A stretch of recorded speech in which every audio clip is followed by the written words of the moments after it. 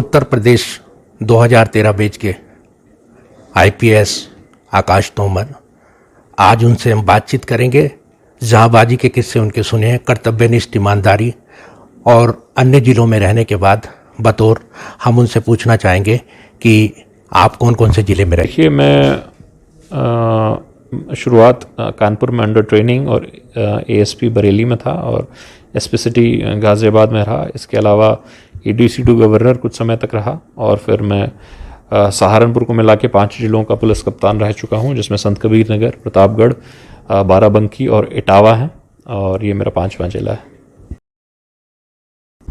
अभी जैसे हमने आपके बारे में काफ़ी कुछ सुना है, एक आपने गाज़ियाबाद में सिटीजन वॉलंटियर फोर्स बनाई थी जिसे महानिदेशक डीजी उन्होंने बड़ा सराहा, तो उसके बारे में जानना चाहेंगे, वो क्या चीज़ था? देखिए, सिटीजन वॉलंटियर फोर्स एक पायलट प्रोजेक्ट के तौर पर था, जिसमें थाने के समस्त गणमान्य व्यक्तियों को हम लोग ऐड करते थे और सोशल मीडिया के माध्यम से उसमें सारे ऑफिसर्स को भी ऐड करते थे, जिससे जो भी समस्या हो उसको आसानी से वो हमारे सामने ला सकें और त्वरित निस्तारण उसका हो सके। तो इसको डिजिटल वॉलंटियर्स के तौर पर पूरे प्रदेश में रेप्लिकेट किया गया और उसे सहारनपुर में भी और सहारनपुर समेत सभी 75 जनपदों में चल रही है।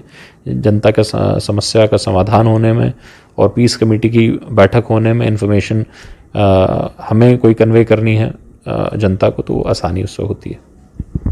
आप गाज़ियाबाद में रहे हैं, उस समय कांवड़ियों की समस्या को लेकर आपने एक साधारण भेष बनाते हुए, कांवड़ियों का भेष बनाकर जनता की सुरक्षा का बहुत ध्यान रखा। वो चीज़ भी जानना चाहेंगे, वो चीज़ क्या था? देखिए, कावड़ का फेस्टिवल पश्चिम उत्तर प्रदेश का एक महत्वपूर्ण फेस्टिवल होता है। तो मेरे गाज़ियाबाद के टेन्योर के दौरान 2 बार कावड़ का फेस्टिवल पड़ा और दोनों ही बार संपूर्ण शांति के साथ, शांतिपूर्ण तरीके के साथ कावड़ का फेस्टिवल हुआ। तो उसमें हम लोगों को प्लानिंग करनी पड़ती है, रूट पूरा देखना पड़ता है। तो इसमें सादे में और मुफ्ती में हम लोग देखते हैं कि जो भी कावड़ियाँ हैं या फिर जो रास्ते में जो सुविधाएं हैं वो पूर्ण हैं कि नहीं है। तो इसके क्रम में हम लोग कभी कभी वैसे ही आम कावड़ियों की तरह बन के भी देखते हैं कि क्या क्या समस्या पब्लिक को आ रही है और किस तरह से हम अपने डिप्लॉयमेंट का हम लोग सुधार कर सकते हैं। जैसे जनपद सहारनपुर है, बॉर्डर का ज़िला है, यहाँ पर पहले से भी शराब की तस्करी होती आई है और नशे की तस्करी हो रही है, तो उस पर जो आपकी रोकथाम है, पुलिस विभाग की जो रोकथाम है, उस पर किस प्रकार से आप कार्रवाई करेंगे?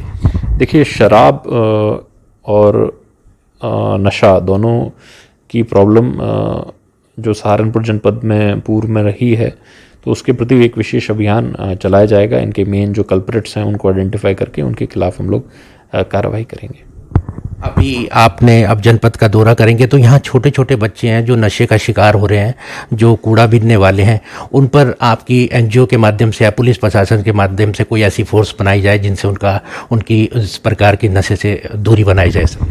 देखिए, निश्चित ही ये एक सोशल प्रॉब्लम है, तो इसके लिए एनजीओज़ की मदद लेना भी आवश्यक है। और मुझे जानकारी में आया है कि प्रशासन एक डी एडिक्शन सेंटर भी जनपद में बनाने जा रहा है, जिससे कि जो नशे के आदी हो गए हैं उनको डी एडिक्शन उनका किया जा सके। और सोशल प्रॉब्लम में जनता के समस्त लोगों का सहयोग अपेक्षित होता है, तो ज़रूरत पड़ने पर बीच बीच में सहयोग लिया जाएगा।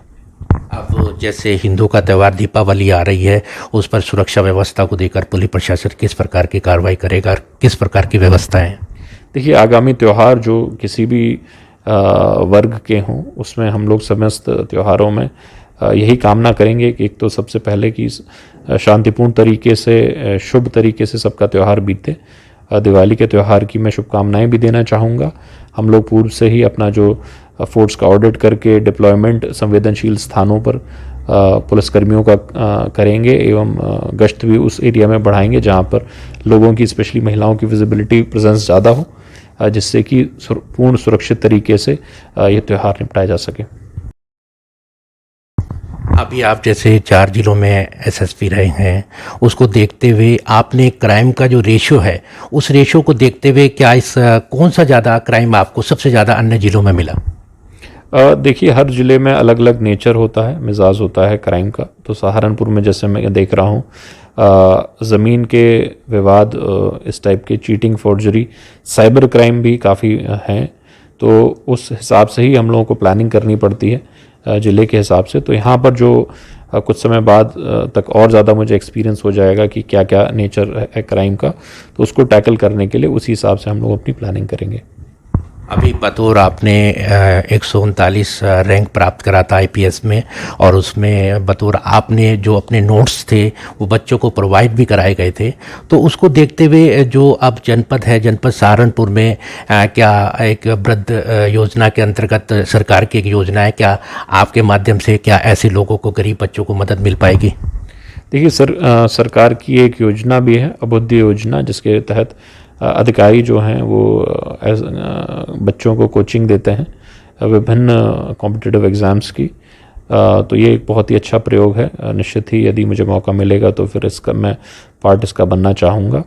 और क्योंकि सभी लोग जो हैं वो कोचिंग आजकल अफोर्ड नहीं कर पाते हैं, बहुत महंगी हो गई, तो यदि एक ऐसा इनिशिएटिव है जिसमें नॉर्मल लोग, अधिकारी और बाकी जनता के प्रबुद्ध नागरिकगण गरीब और निम्न मध्यम वर्गीय परिवारों की मदद के लिए आएँ कोचिंग के लिए, ताकि वो भी अफसर बन सकें, तो ये बहुत ही अच्छा प्रयास रहेगा। और मेरे द्वारा सन 2012 में एग्ज़ाम दिया गया था, तो काफ़ी पुराना समय उसमें हो गया, 8-9 साल हो गए, परंतु केवल एक गाइडेंस देने के लिए कि नोट्स कैसे बनाए जाते हैं ऑर्गेनाइज्ड वे में, तो मैंने कंप्यूटर पर नोट्स बनाए थे क्योंकि मेरा कंप्यूटर साइंस का बैकग्राउंड है, तो वो मैंने लिंक जनता में शेयर किया था, जिसका अच्छा रिस्पॉन्स आया था। तो काफ़ी लोगों ने उसको देखा और उसे मुझे लगता है कि काफ़ी लोगों की मदद हुई होगी। नोट्स किस पैटर्न पे बनाए जाते हैं देखने में, क्योंकि काफ़ी चीज़ें तो चेंज हो चुकी हैं, करंट अफेयर्स बेस्ड एग्ज़ाम है, लेकिन जो पैटर्न होता है किस तरह से आप बनाते हैं, नोट्स तैयारी करते हैं, तो निश्चित ही मुझे लगता है कि थोड़ी बहुत मदद लोगों की उसमें हुई होगी।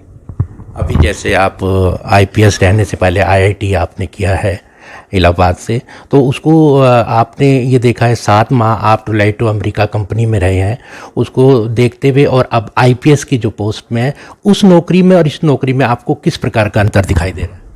देखिए, मुझे लगता है कि आप अपने व्यक्तिगत लाभ के लिए आप प्राइवेट कंपनी में ज़्यादा चांसेस हैं, ज़्यादा सैलरी आपको मिलती है, परंतु जो मानसिक संतुष्टि आपको मिलती है अपने देश के लोगों के, अपने प्रदेश के लोगों की सेवा करने में, और यदि आप किसी की भी मदद करें तो निश्चित ही बहुत अच्छी फीलिंग ये होती है। तो आईपीएस या आईएएस या एसडीएम या सीओ बन के या किसी भी अधिकारी के रूप में हम लोग कोई भी ऐसी योजना को प्लान कर सकते हैं, ऐसा काम कर सकते हैं जिससे वृहद तौर पर जनता के लोग प्रभावित हों, अच्छा प्रभाव उस पर जाए।